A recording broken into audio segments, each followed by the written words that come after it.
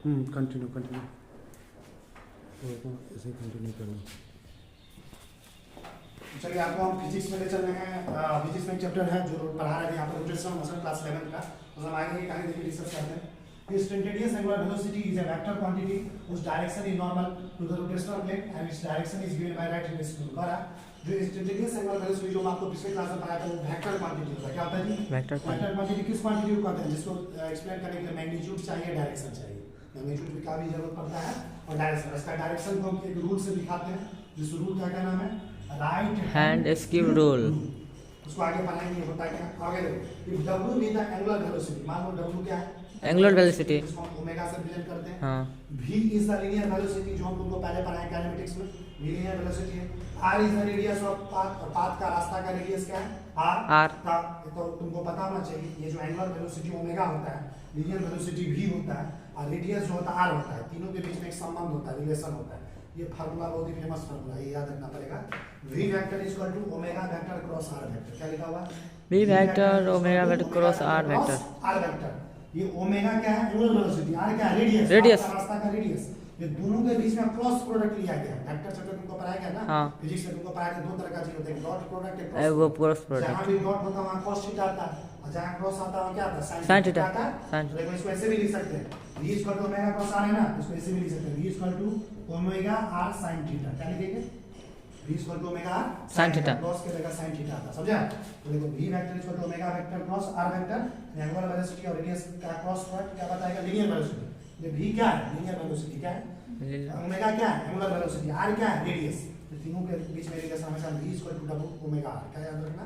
v equal to omega r। इसको w नहीं पढ़ना है, इसको देखो w ऐसा होता है सीधा। सर फोन आ गया। हां रन फोन आ रहा है। आ देखो अच्छा ये w को ऐसे चलो ये हो गया। अब देखो इफ n और स्मॉल मान लो इफ n और स्मॉल फ्रीक्वेंसी का सिंबल क्या है? स्मॉल है।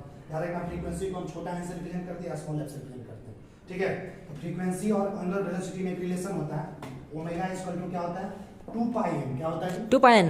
2 तो समझते हो क्या होता है? संख्या। हाँ क्या 22/7 क्या फ्रीक्वेंसी। इसको ऐसे भी लिख सकते हो, omega equal to 2 pi n। क्या लिख सकते हैं? n के जगह n को f भी लिख सकते हो।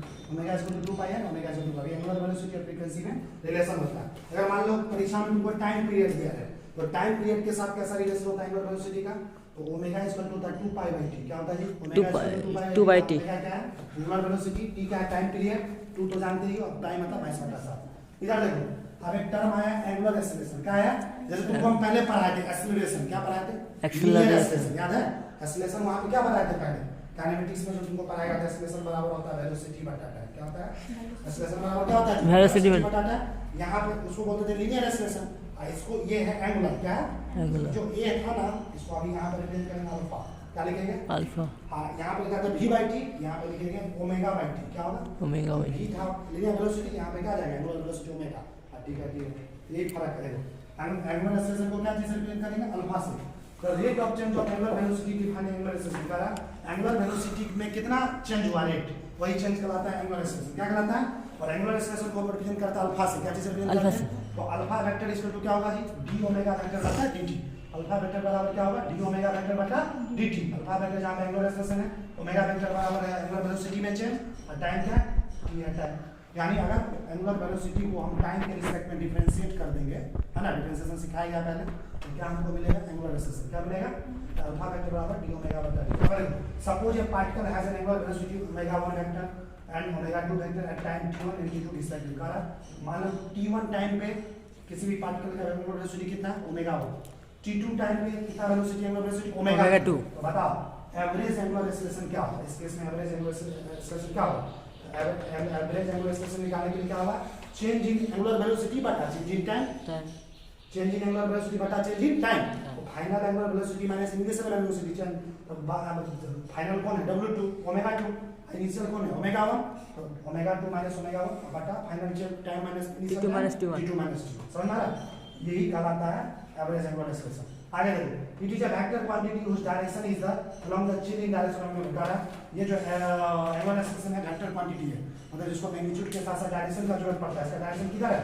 जिधर एंगुलर वेलोसिटी का डायरेक्शन होता है उधर इसका डायरेक्शन होता है। तुमसे पूछेगा एंगुलर एक्सेलरेशन का यूनिट क्या होता है? एंगुलर एक्सेलरेशन का यूनिट होता है रेडियन पर सेकंड स्क्वायर। जैसे तुमको पहले पढ़ा थे काइनेमेटिक्स में एक्सेलरेशन का यूनिट क्या होता है?